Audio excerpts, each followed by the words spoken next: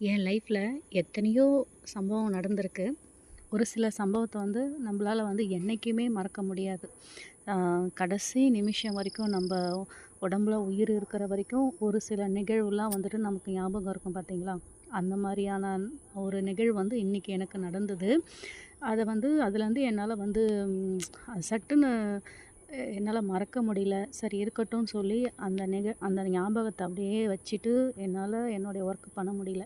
என்ன ஒரு விஷயம் நடந்ததுன்னு பார்த்தீங்கன்னா, தயவு செஞ்சு இந்த வீடியோ பார்க்குறவங்க ஒரு 5 நிமிஷம் வீடியோ கடைசி வரைக்கும் பாருங்க. உங்களுடைய ஒப்பீனியன் எனக்கு நீங்க என்ன நினைக்கிறீங்க? நான் செஞ்சது தப்பா, ரைட்டான்னு கொஞ்சம் எனக்கு கமெண்ட் பண்ணிடுங்க. என்னன்னு பார்த்தீங்கன்னா, நம்ப ஆரி கிளாஸு, டைலரிங் கிளாஸ் சொல்லிக் கொடுத்துட்டு இருக்கோம் இல்லையா? ஒரு பொம்பள பிள்ள ஒரு 20 நாளா நம்ம கிளாஸ்க்கு வந்துட்டுருக்காங்க. பார்க்க ரொம்ப அழகா இருப்பாங்க. அ அ அதாவது அம்சமா ரொம்ப பார்க்கவே ரொம்ப அழகா இருப்பா. பொம்பள பிள்ளைங்கனாலே அழகு தான். இருந்தாலும் அந்த குட்டி ரொம்ப அழகா இருப்பா. என்ட்ட ஒரு 2 நாளைக்கு முன்னாடி ஃபோன் கேட்டிருந்தா. "அக்கா கொஞ்சம் உங்க ஃபோன் குடுங்க" அப்படின்னு கேட்டா. நான் யாருக்கும்மா ஃபோன் பண்ண போறீங்க? வீட்டுக்கு கால் பண்ண போறீங்களா? ஏன்னா நம்ம கிளாஸுக்கு அந்த பொண்ணுடைய அப்பா கூட்டிக்கிட்டு வருவாங்க. திரும்பவும் கூட்டிக்கிட்டு போவாங்க. தனியா இதுவரைக்கும் அந்த பொண்ணு கிளாஸுக்கு வந்தது கிடையாது. அவங்கள்ட்ட ஃபோனும் கிடையாது. நான் கேட்டேன், "யாருக்கும்மா ஃபோன் பண்ண போறீங்க? அப்பாவுக்கு கால் பண்ண போறீங்களா?" "இல்லக்கா, நான் ஒருத்தர லவ் பண்றேன். எனக்கு கொஞ்சம் ஃபோன் குடுங்க. வீட்ல மீட் பண்ண முடியாது. காலேஜ்லாம் முடிச்சுட்டா. வீட்லயே இருக்கிறதுனால என்னால மீட் பண்ண முடியல. நான் இங்க வர சொல்லியிருக்கேன். அவரு இங்க தான் இருக்காரு எங்கேயோ. நான் ஃபோன் போட்டேன்னா அவரு வந்துருவாரு. ஒரு 5 நிமிஷம் நான் பேசணும்னு" சொன்னா. அப்ப நான் சொன்னேன், இல்லம்மா அதுக்கெல்லாம் நான் அலோவ் பண்ண மாட்டேன். தயவு செஞ்சு ஃபோன் வாங்குறது, அதே மாதிரி இங்க மீட் பண்ணுறது, அந்த மாதிரிலாம் நான் கண்டிப்பா அலோவ் பண்ண மாட்டேன்." அப்படின்னு சொன்னோனே, "அச்சச்சோ! அப்படியாக்கா? சரிக்கா, வீட்ல சொல்லிடாதீங்க" அப்படின்னு. "சரிம்மா, நான் வீட்லயும் சொல்ல மாட்டேன். அதே மாதிரி இதுக்கு நீ பண்ணுற விஷயத்த நான் வீட்லயும் சொல்ல மாட்டேன். நான் என்கரேஜும் பண்ண மாட்டேன்." நான் ஏன் வீட்ல சொல்ல மாட்டேன்னு சொன்னேன்னா, எல்லா பிள்ளைங்களும் நெறைய பிள்ளைங்க இப்படி தான் இருக்காங்க. அது அவங்களுடைய பர்சனல். நம்ம கிளாஸுக்கு வராங்களா, நம்மள்ட்ட இருக்கிற வரைக்கும் அவங்க கரெக்ட்டா இருக்கணும். அதுக்கப்புறம் அவங்க எப்படியோ போறாங்க. அது நமக்கு பர்சனல் இல்லையா? அதனால நான் சொன்னேன், "வீட்ல சொல்ல மாட்டேன்" அப்படின்ட்டு. அப்புறம் அந்த பொண்ணு இன்னைக்கு 3 நாளா கொஞ்சம் பதட்டமா இருக்கிறது. ஏதாவது பைக் சத்தம் கேட்டா எட்டி பார்க்கறது, திரும்பி பார்க்கறது. எனக்கும் நேத்து ரொம்ப அந்த பொண்ணு மேல எனக்கு டவுட் வந்துடுச்சு. "நீ கிளாஸுக்கு வர வேண்டாமா? அ வெள்ளி, சனி, ஞாயிறு நம்ம கிளாஸ் லீவு. வெள்ளிக்கிழமையும் சேர்த்து உனக்கு லீவ் வர்றேன். நீ திங்கட்கிழமை அன்னைக்கு வா" அப்படின்ட்டு. ஏன்னா, அந்த பிள்ளையோட அப்பா என் கணவருக்கு கொஞ்சம் தெரிஞ்சவரு. சரி நம்ம ஃபோன் போட்டு நம்ம சொல்லிடலாம்.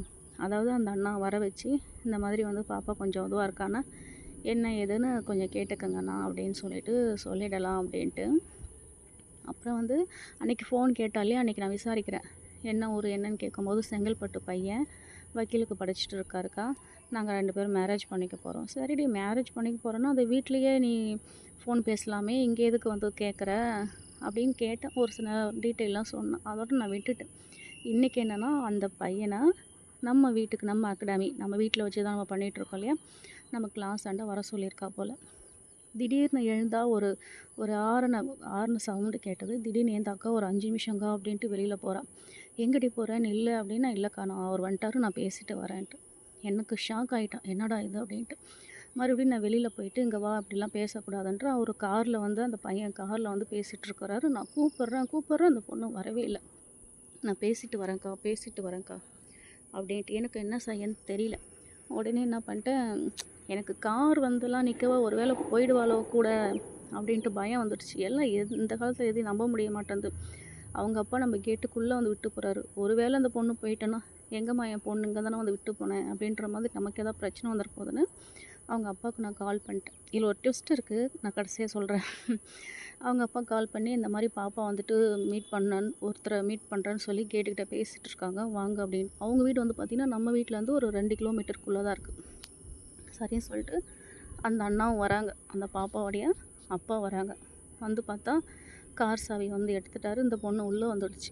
உள்ளே யார் என்னன்னு விசாரிக்கும்போது ஒரே சொல்கிறான். அது எனக்கு தங்கச்சி மாதிரி. லவ் பண்ணுறேன்ட்டு சொல்லிட்டு கூட சுத்தின பையன். ஐயோ! பட்டாசு அடிக்கிறேன். அது எனக்கு தங்கச்சி மாதிரி.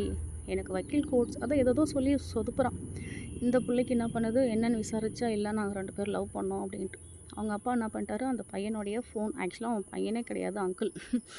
ஃபோன் வாங்கிட்டாரு. ஃபோனை புடுங்குன உடனே சொல்றான், எனக்கு மேரேஜ் ஆகிட்டு எனக்கு குழந்த இருக்குது, என்னை விட்டுருங்க நான் ஓடி போயிடுறேன் அப்படின்ட்டு.